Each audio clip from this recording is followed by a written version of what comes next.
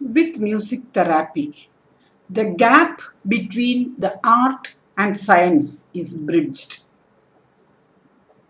Socrates had said that a society that sink into chaos could save it from doom by having many generations that grow up with harmonic music and establish itself in natural harmony so that it could withstand any exterior chaos.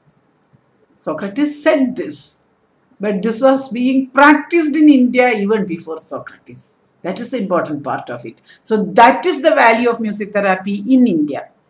When Socrates said this, at that time, the music of the Greece was not that evolved. Whereas in India, even at that time, it was a day-to-day practice to have the harmonious music. Many generations have already grown up with that music. So Pythagoras, was a physician. Nowadays, the physician is a different person. Mathematician is a different person. Scientist is a different person. Musicologist is a different person. But go to Pythagoras. He was at a time, he was a physician, a mathematician, a scientist, a musicologist, and a philosopher. All the great people of the ancient world, whether Greece or India, were like that. So, these people like Pythagoras, they believed that the microcosm of music being associated with creation was the ideal place to gain theatrical and practical knowledge of nature's law of harmony. And Kepler derived his planetary laws from the microcosm of music. How many of you know that? I don't know. But actually he derived that from the music. The natural law of the cosmos he drew from music laws. Music strengthens our immune system and activates a normal and natural order in the biological functions.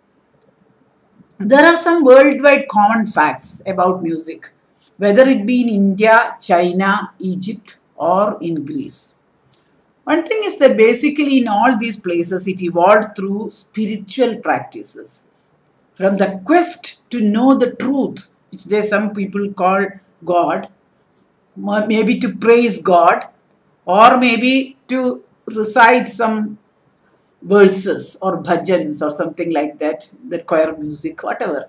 Everything has grown up in all the places with the spiritual practices. Music has grown up all over the world with the spiritual practices. The art of music evolved through the temples and from the natural folk arts and cultures, like the harvest season, the seed sowing season, everything. We have a different type of music. So it came up with the natural things or with the spiritual practices, both.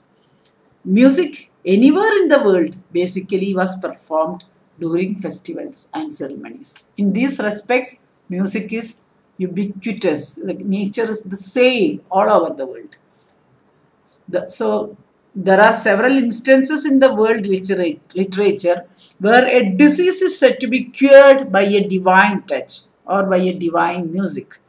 The divine touch of a Christ or of a Krishna or of a Buddha brings back health and life when people believe this. And this is equivalent to the touch of the divine music, which does the same, whether it be from Tyagaraja or from the harp of a David or the divine love-lorn songs of a Solomon, whatever.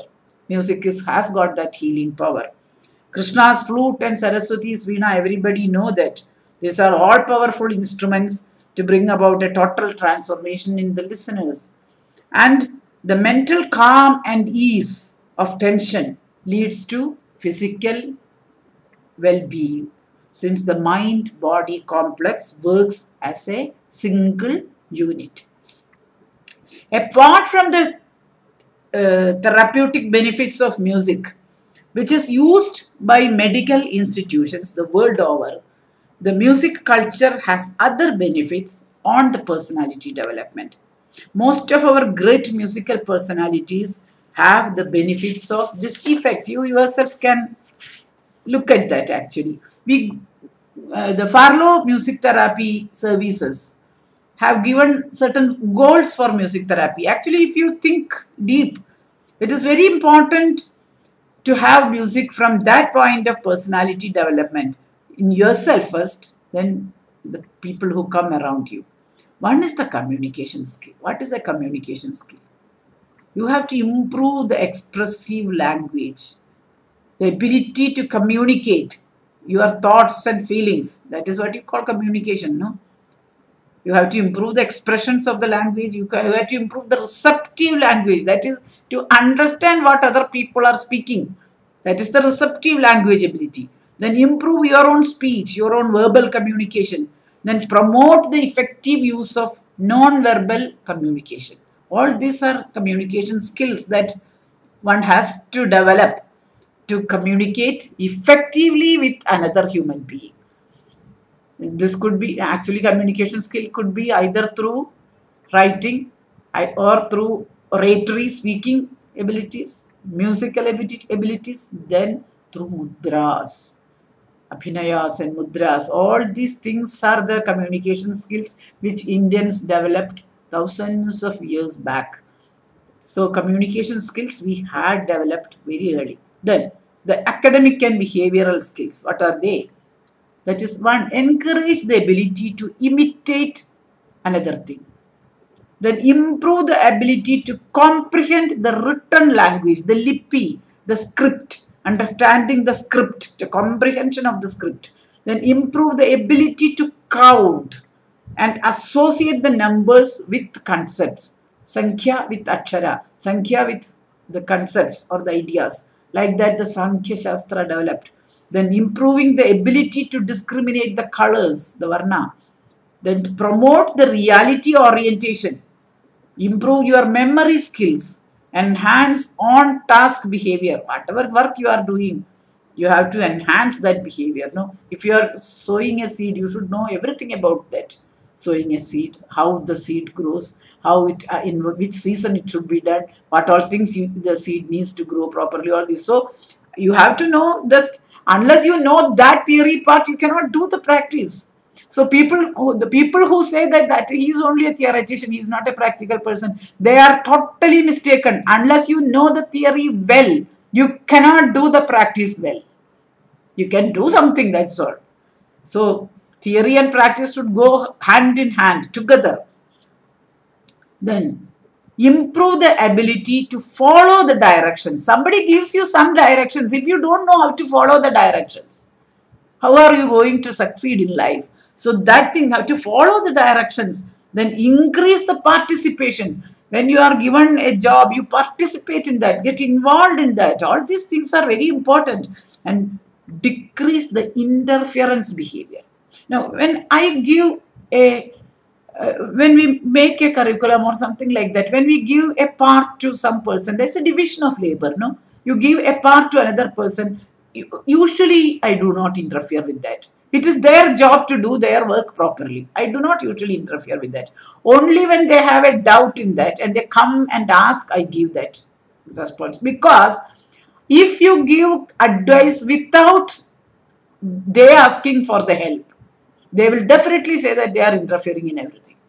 I have been in the administrative system for so long, so that what I do is that minimize the interference behavior and I give the 100% belief in the person to whom I have entrusted the powers to do the thing.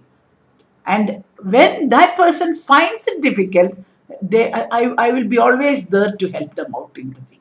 That is the way my work system actually works, so that it doesn't make aggressive behavior with anyone. The subordinates are not suppressed, but they are given support.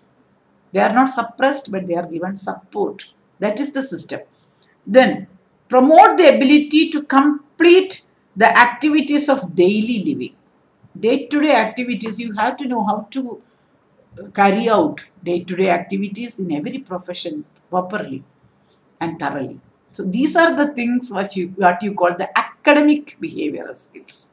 So how the theory and practice are very important, how the statistics, the Ganita, everything is important in that academic development of the behavioral skills. That is also part of your therapy, no? Then the motor skills. Maintain and improve the fine motor functioning and maintain and improve the gross motor functioning.